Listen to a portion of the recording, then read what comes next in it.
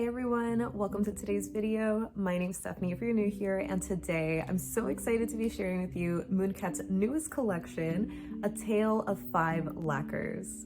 These are 5 new creams that are inspired by literary works and are sure to be classics in their own right.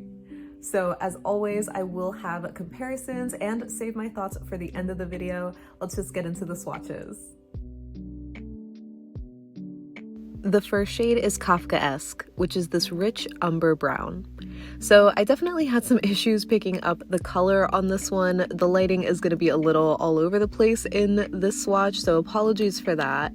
But color aside, this one had a really opaque formula, and I got nearly full opacity on the first coat, as you can see here.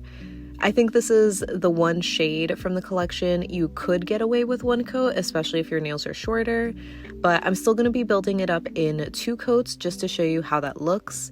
And this is what I'm talking about where the exposure gets a little blown out, so at least you can see how brown it actually is. Even though it is a very dark brown, it still is not so dark that it looks almost black. But I will say that I did notice that this one dried down a little bit darker than how it looks in the bottle. But that was the only issue that I had with this one. Other than that, I think it's a great brown. The next shade is Freudian Slip, which is this almost faded amethyst kind of purple. I think this one is also picking up a little brighter than it is. Like, it has really pretty dusty tones to it that I think make it so perfect for a winter transitional kind of shade. Formula-wise though, this one kind of surprised me with how crelly it was. I was expecting it to be fully opaque, kind of like the last shade, but it ended up being a little finicky for me on the first coat.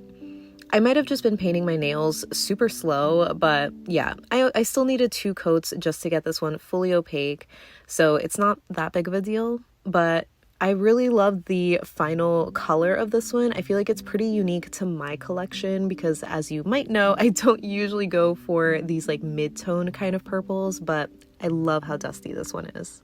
The next polish is A Doll's House, and it's this really dusty, rosy mauve kind of shade. I was obviously the most excited about this one, even though I know some people would describe this as a grandma color. I just think it's such a classic and timeless shade. Sadly though, I had an almost worse experience with the formula on this one. It's like the polish didn't want to move down the brush, so I had to keep dipping back in and going over my strokes. It was a little annoying, and while it was opaque on 2 coats, I feel like it still looked a little bit lumpy. I'm sure it would be smooth with top coat, but I don't know. I just wasn't really expecting the formula to be so finicky to apply. But obviously, I still love the color and I still think it's gonna be worth it. So it still is a little disappointing that the formula wasn't as creamy as I was expecting it to be. Now for a complete 180, we have The Stranger. And this is a pretty true olive green shade. It's so funny because I actually really love olives and I can just eat them on their own, but olive green polish is usually my least favorite. If anything, I do love it more during the fall, so trying this out of season for me was a little bit difficult, and again, the formula not being as creamy and opaque as the first polish at least was a little bit of a disappointment. But yeah, I'm still trying to acknowledge how pretty this shade can be. It looks great on 2 coats, and it might be something that I would gravitate to more in the fall. Maybe not as a full manicure color, you know, just for me personally, but I actually am excited to try and use this in some nail art, so we'll see if I can do that. But yeah, you'll have to let me know how you feel about this shade. And last but not least, we have Beowulf, which is this slightly darkened Kelly green. So this one is super vibrant, and as you might know, it's not really my go-to shade of green, but I still think it's so eye-catching. It sort of reminds me of this crystal called malachite, which usually has a lot of like darker banding, but that main kind of green color I feel like is so spot on with this. So as far as the formula goes, I pretty much had a similar experience as the last couple of shades in the collection, where it was slightly on the crully side and it didn't give me complete coverage on the first coat, but it was perfectly fine by the second coat. So by this point, I think I was just subconsciously trying to paint a little faster and maybe using a thicker second coat, which seems to help. But yeah, just as a heads up, if you tend to paint your nails slower, you might find these a little difficult to apply. Now I have a couple of bottle comparisons for Kafkaesque, starting with Olive Volcanic, which I feel like is kind of similar in tone, but it's a little bit lighter, and I'd also say a little bit dustier. I also wanted to show it next to Essie's Home by 8, which is definitely a little bit deeper and also dustier, but it also has like a slight kind of plummy purple tone to it as well. It's not really like a true brown. And lastly, I wanted to show it next to OPI's Brown to Earth, which is another super deep brown that can kind of look black. Again, I have the exposure a little brightened out here so you can see that they are actually brown shades, and this one's a little warmer. For Freudian Slip, I immediately thought of the shade Dreamcatcher from LA Colors, which came out last fall, but it's actually way lighter than I remember it. I feel like on camera, it's picking up a little bit more similar than how I see them in real life. But yeah, these are definitely super different because the Mooncat shade is just a lot darker and a lot more purple.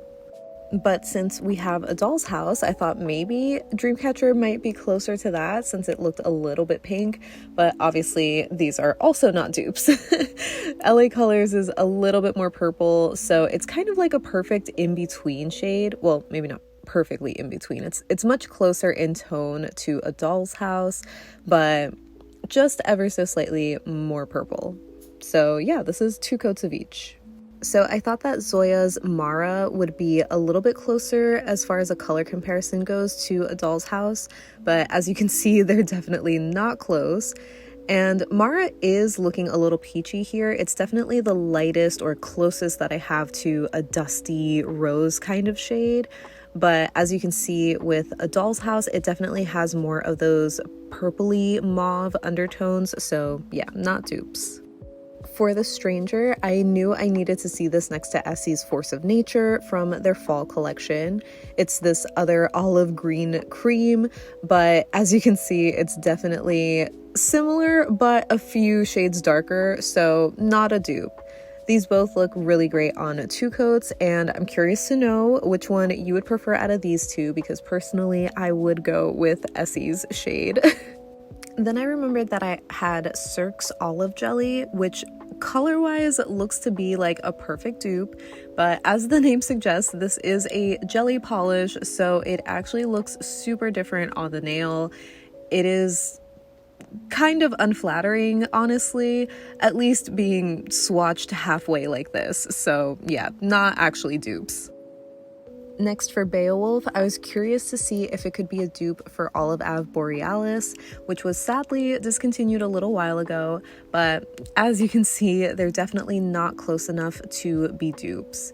Borealis has more of a teal tone to it and also a little bit dustier. They are pretty similar, but yeah, I think Mooncat is more of like a true green and just ever so slightly darker, so I don't think it's really good enough to be a dupe.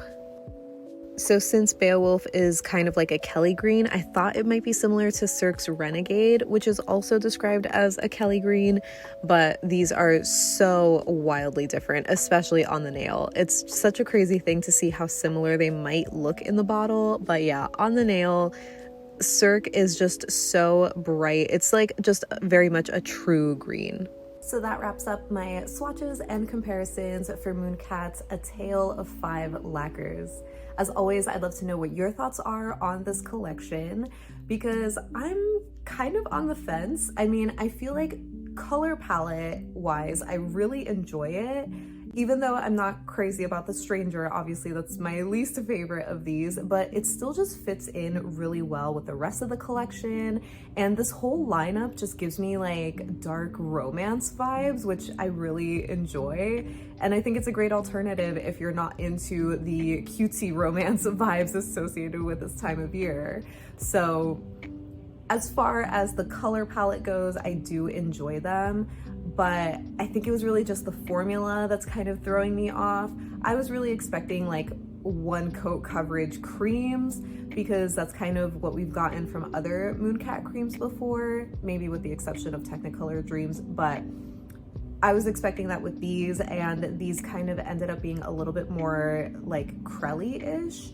So I'm not sure if they're any extra fast drying than others, but they were just a little bit finicky on the first coat, which I just wasn't expecting. But again, they all looked good on 2 coats. So for a cream, I mean, that's like the bare minimum, I guess. So you'll have to let me know what your thoughts are down below in the comments so we can chat about it. But thank you so much for hanging out with me today. I hope you have a great rest of your day, and I'll see you in the next one. Bye.